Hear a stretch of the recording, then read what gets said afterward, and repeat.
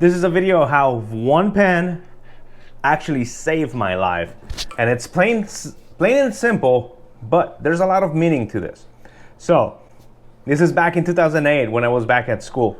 It's been a while, I know. So, in 2008, I was 27, 28 years of age, and I was weighing 270 pounds. Yeah, that's on a 5'8" frame, or 5'7.5" on a bad day frame. So yes, I was extremely overweight, but that pen saved my life. And this is because during class, I had lost it. I didn't know where my pen went, where it was, whatnot.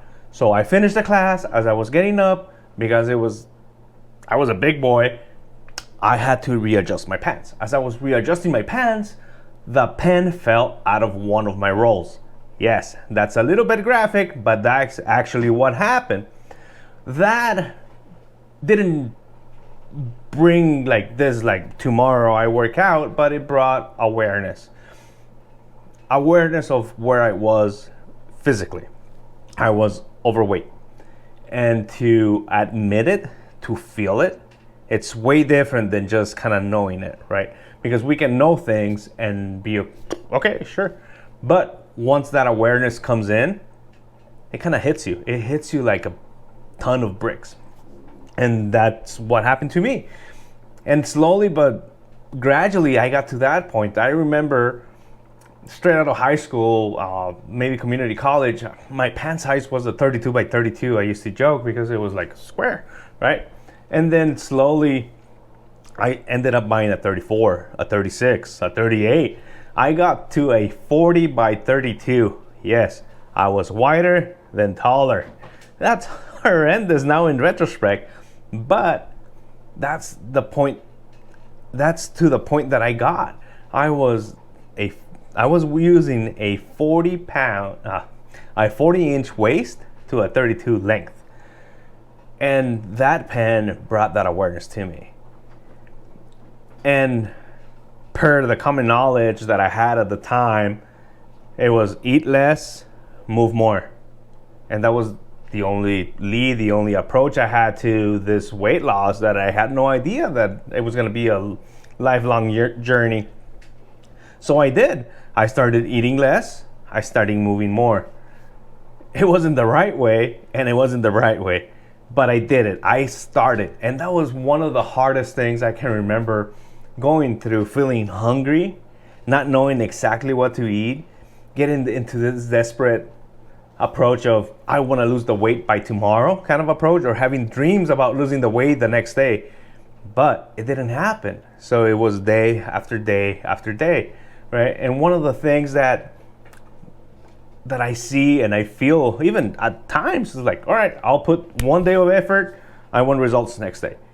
But in reality is, the longer you've been at this overweight, at this extreme weight, or with those extra pounds, it takes time. So the question I like to ask is, how long did it take you, or how long have you been this overweight?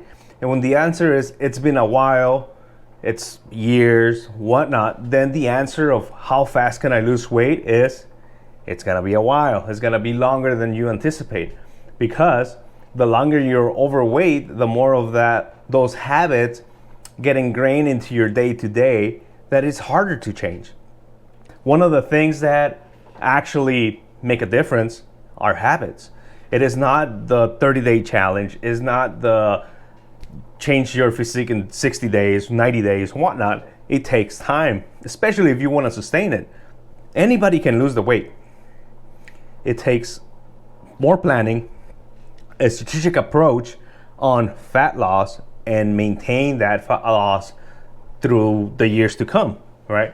So I was 270. I have not gotten back to 270 again, because through the process, yes, I did it wrong, but through that process, I have learned. I have learned what I need to do to maintain it, right? I'm 42. I'm still able to run a decent 8-minute mile, hike down to the Grand Canyon and out, practice jiu-jitsu, still hit a 405 deadlift, 225 bench press, and I still get to play with my kids. I still get to go to my job, I still get to perform, right? So it's a balance. Fitness shouldn't be life. Life should have fitness as a supplement, as a support group to enjoy life, right? We don't want to be surviving, we want to be thriving. And to thrive, we need to feel better. And one of the best ways to feel better is to be able to move and express what you can't do and get improved on the following day, the following week, the following month, the following years, what have you. And that's where sustainability comes from. It is not the running every single day until I'm tired, because there's a lot of dysfunctions in the running, cadence, vertical oscillation, what have you. It's very technical to run, and most of the people, I was one of them, I would start running without any feedback, any information on how my running was, until the injuries, the pain in the knees, what have you, the limping, finishing a marathon, not that I ever did. But there's everything that we do has to be done strategically. The best way to approach this, I come to realize, is that if you want to start running and that is what you enjoy and that is your thing, absolutely go for it.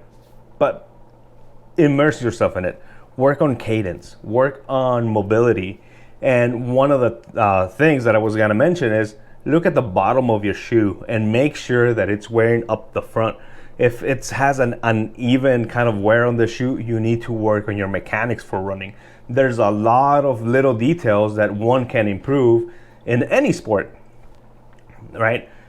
Weightlifting, your squats, are you at parallel? Do you feel any back pain? Can you go lower than parallel? How's your ankle mobility to improve that squat? So any sport, when you think about it, it is a skill, no matter what it is.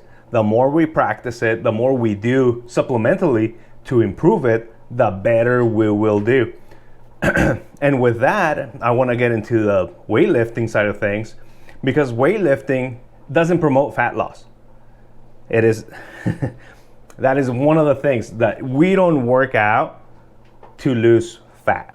We exercise, we weightlift, we try and build muscle to get stronger, to boost our metabolism. Once we boost our metabolism, the fat loss actually happens. So it is a secondary kind of side effect of lifting weight when we focus on the exercise or the skill to get better at it. So it's a second degree side effect of exercise, fat loss. What drives fat loss is nutrition, focusing on protein intake and calorie balance. Finding that maintenance calorie balance and then cutting 25% or 500 calories out of that will give you that weight loss that you're looking for. It sounds plain and simple, right? You can go in and type it in Chat GPT and it'll give you the answer. All right, just eat this, this, and this, and that.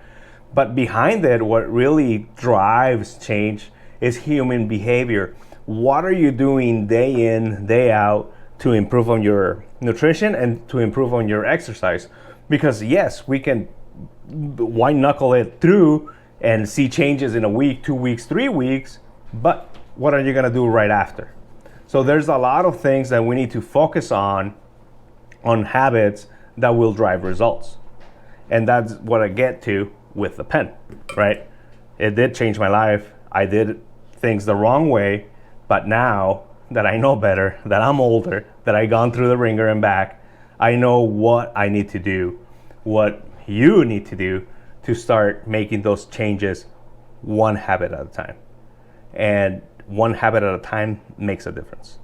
It may not be the biggest, it's not gonna be tomorrow, it's not gonna be next week, it's not gonna be a month from now. It is putting in the work, putting in the work on the habits that will carry the changes that we are. We are a reflection of our habits. So what we do, it is represented on how we look, how we present ourselves, and who we are. So with that, we'll focus on those changes, day in, day out. The information is out there. It is the human behavior that actually